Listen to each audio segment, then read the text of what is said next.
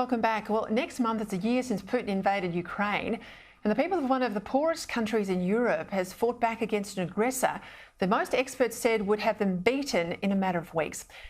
Only that's not how it's played out, is it? But with both sides taking huge losses and the cost of the war escalating, how does it come to an end if Russia doesn't appear able to win, but nor does Ukraine?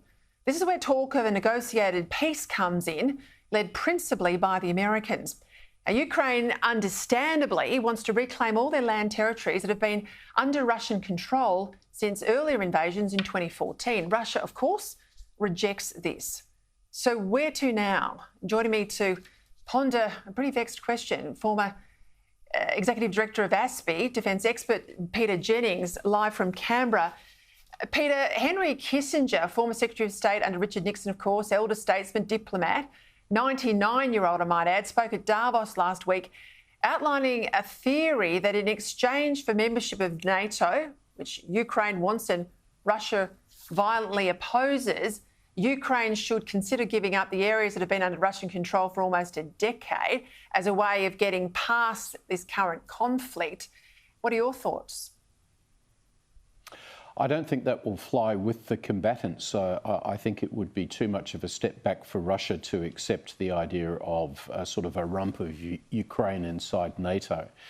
And I don't think the Ukrainians have been through so much agony for this, for that outcome either, Peter. You know, reflecting on the current situation, I think it's pretty clear after 12 months, Russia cannot beat Ukraine. The only country or entity that can beat Ukraine is if the democracies, the Americans and the Europeans and ourselves, don't provide the Ukrainians with the military wherewithal to actually push Russia out of their own country. I think that's what we're up against. And what I was concerned to see from Kissinger's comments at Davos and some other more recent events like the Germans stalling in providing Leopard tanks to the Ukrainians is that the democracies seem to be just losing a little bit of heart at the moment. And I think that's probably the biggest risk that Ukraine faces right now, is that they'll lose that support. If they can't get the weapons and the ammunition, that's going to put them into a really difficult situation going forward.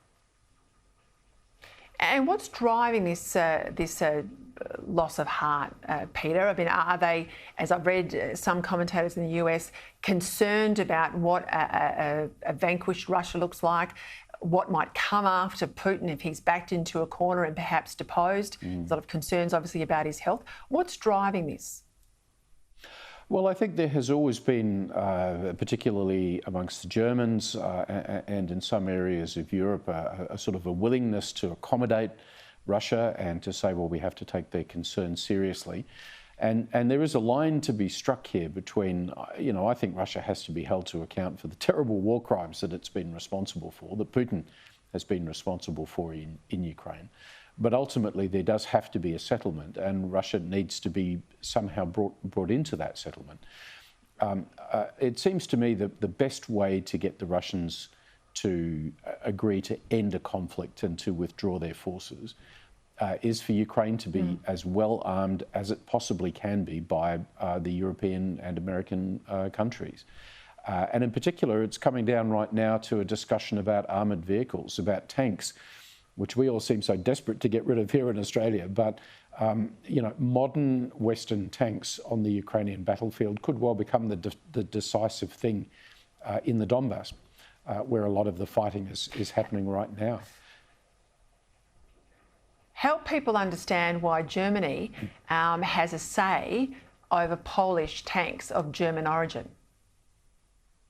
It comes down to what's known as exporting to third countries. We have similar constraints here. We can't sell, for example, American equipment that's been used in Australian service that might get ready to be retired and then moved on to a third country unless the Americans agree. That's what is happening with German-designed tanks that the Poles have in service at the moment. So it gives Germany that whip hand. What I find puzzling in all of this is that Germany cannot see with some degree of strategic clarity that their fundamental interest here is not to concede any grounds to the Russians and actually to have, you know, to Germany's east as strong a Ukraine as they could possibly arm. It seems to me to be a no-brainer. So why that's causing difficulties in Berlin right now, I don't understand. Hey, just a quick comment on domestic issues. I saw reports in the paper today, speeches and comments from Richard Marles, committing obviously to an increase in defence spending, but reserving the right, fair enough, to shuffle the chessboard in terms of priorities. I guess of two concerns there. One, the lead time in some of these acquisitions. We could be junking something that we've already spent a good amount of money on, literally billions of dollars, to then leave it in a halfway house. And then his comments on nuclear submarines, I support him saying we need them sooner rather than later, and I'm not going to commit, or I refuse to rule out importing them from overseas. So not a South Australian build. What do you think? Well, like you, I support Miles on that point about submarines. You know, the curse of Australian defence policy thinking for 20 years has been an emphasis on building too much stuff in Adelaide, Peter, and to make our submarine capability hostage to that is just ridiculous. You know, out of AUKUS, South Australia and indeed defence industry as a whole will get more business than they know what to deal with. And if that means augmenting American yards to do the bulk of the construction and some finishing happens in Australia, fair enough. I'm happy with that. What I want is the submarine. I don't want a disguised industry policy. Look, on Miles's other points that some things may have to go in order to pay for new equipment, yeah, that's pretty routine. That's part of the shuffle that takes place with the defence budget.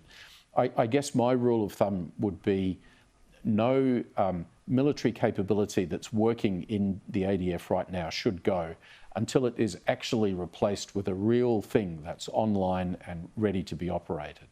And that's where I'm a little bit more conservative than some of my colleagues on the tanks that say tanks are obsolete and they've finished their useful strategic role. We just don't know, Peter. We don't know where we might be called upon to use them. And I would hate to see them go, even if it's for longer range missiles, for example, until such time as those weapons are here and armies using them. Okay, then maybe we can think about losing a capability, but not until then.